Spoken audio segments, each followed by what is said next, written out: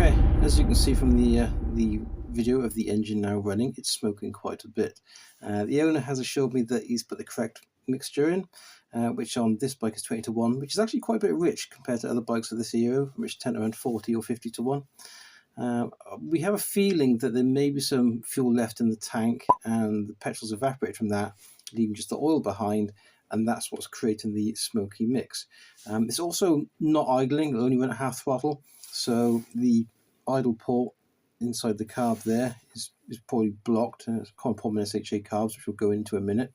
So I've stripped the carb down to have a look inside, and I think I might find out why it's running a little bit rich. So the jet that's fitted in the carburetor looks quite new for something that's nearly 50 years old, and there's no markings on it whatsoever. There's no size markings.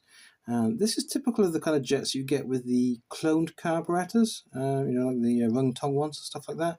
Although that, it looks like a genuine Delauto. The castings are correct and it's got the right markings on it. So I think this is from a rebuild kit. Anyway, I've measured it with some jet gauges.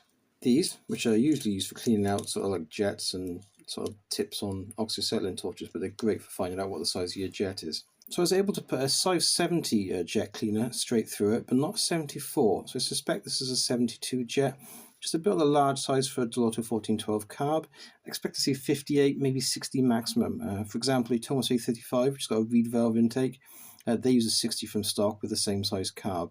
You only ever put a bigger jet in if you put a big carb on it or you've put a big bore kit on it. This is completely stock, so I think it is overfueling. As for the idling issue, it's that little port there, actually the aluminium casting of the Venturi, not in the brass tube that blocks up.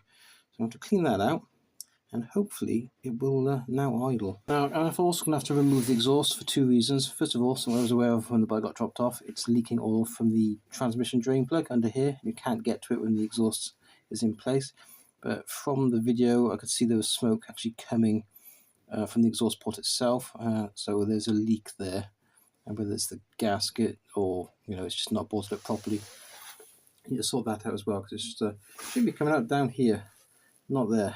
Okay, something else I just noticed while I've been filming. There's something down here. Shouldn't be there. It's a piece of petrol pipe. What I'll do is I'll leave this soaking in petrol overnight just to make sure it doesn't swell up or disintegrate, because I can't see any markings on it. I don't know if it's petrol resistant or not. Okay, so I'm just going to unbolt the exhaust from the rear bracket here, and it turns out it's not actually bolted in. There's a hole through the frame there, but there's actually nothing holding it into the frame. So that might be part of the problem. And there was a gasket fitted, but it's been leaking, so it hasn't been making a very good seal, so it's going to need a better gasket. Okay, I think I found the reason why it's not sealing. The actual flange itself is not flat, it dips in the middle. But by there, so it is going to need a little bit of a tweak to get that to seal.